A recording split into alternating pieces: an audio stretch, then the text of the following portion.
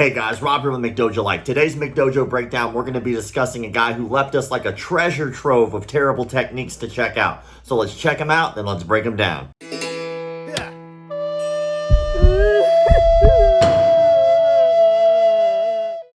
So from here, come through, step behind. Again, all locked up here. He's got you tied up. This guy's about ready to strike. Step behind and on the other side, and then stand up. And this is going to use this guy against this guy.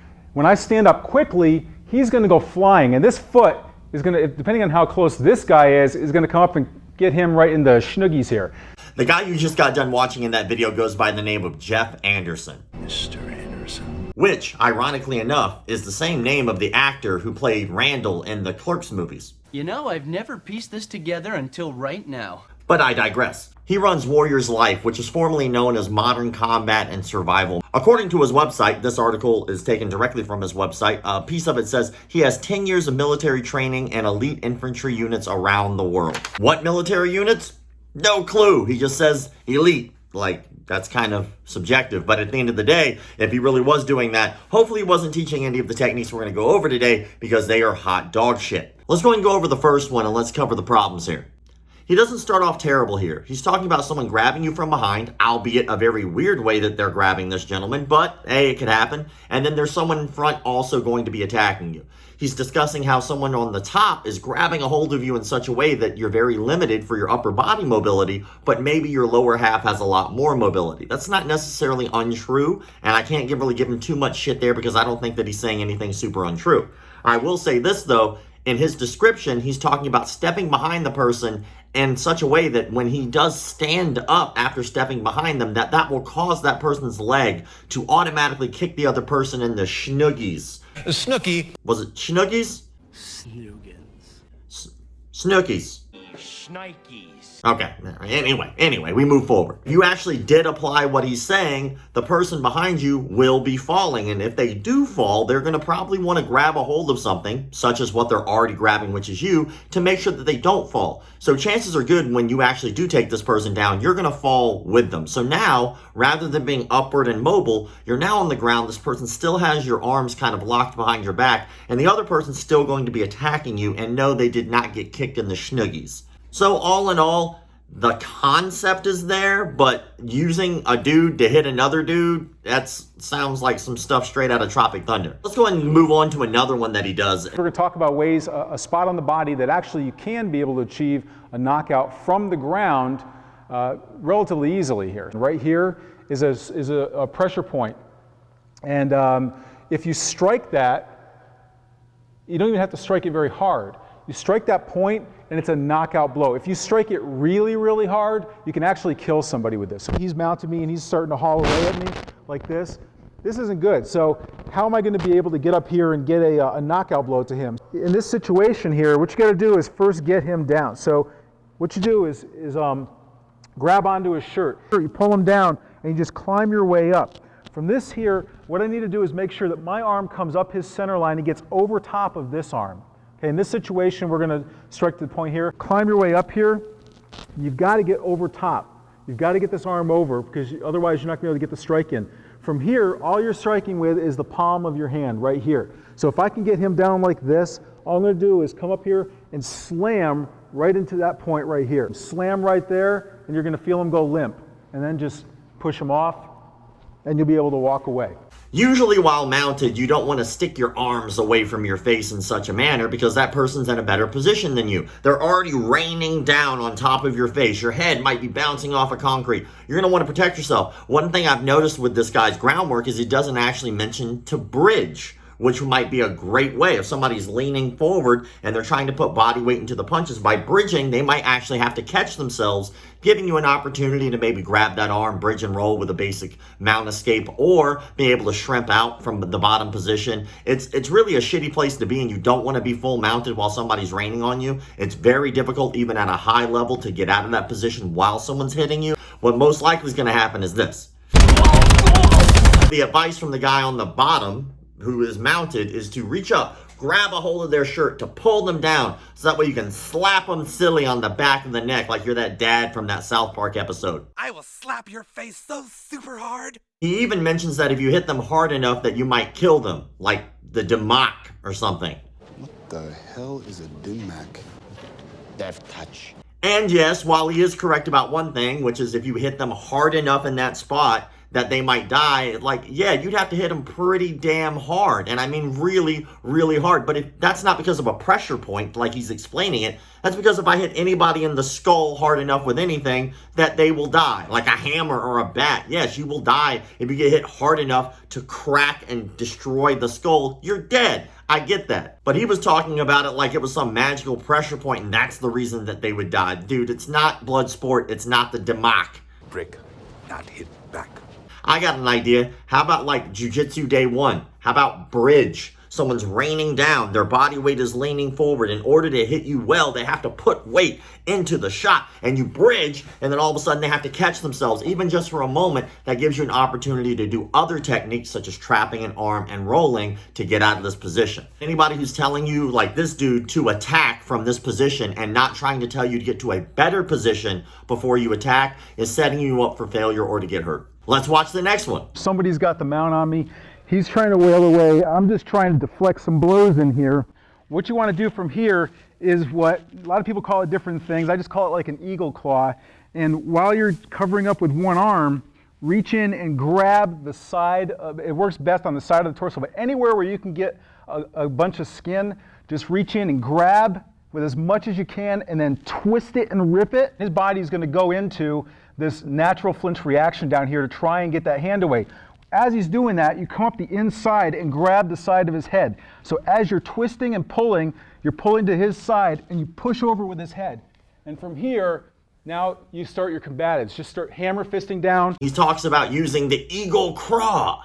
I see that your eagle claw style is very good. You want to be the master of Eagle Claw. Instead of me. You're a fool. Can't beat me. Ha! What bullshit.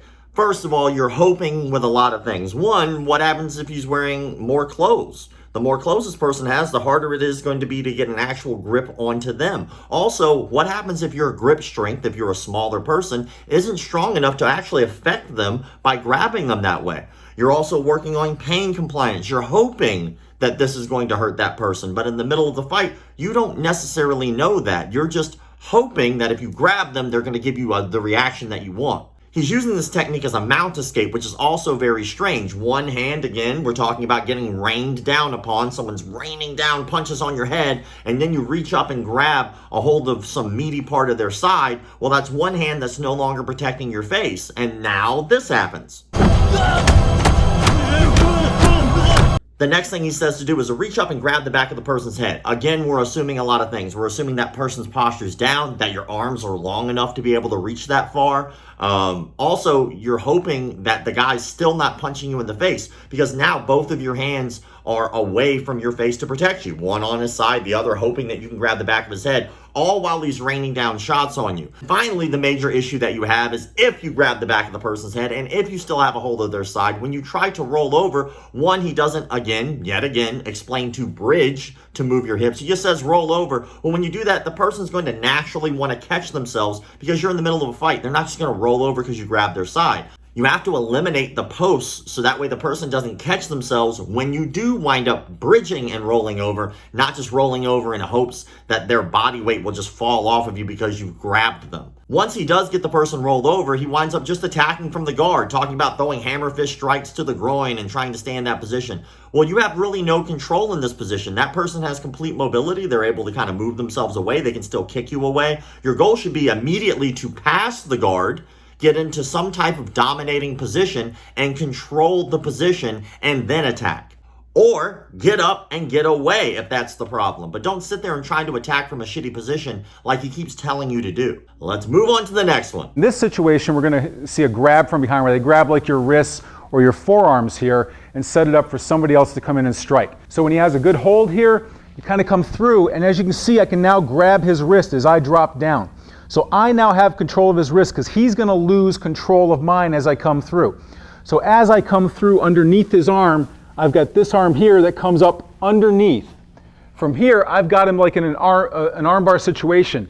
And now I can use his body in place to be able to guard this guy off. And from here, I'll take him and snap his arm and throw him into this attacker at the same time. Dude, you suck. You suck so bad. First, he literally puts himself in his own Kimura. He puts himself in a Kimura. Watch what happens when he starts to step behind.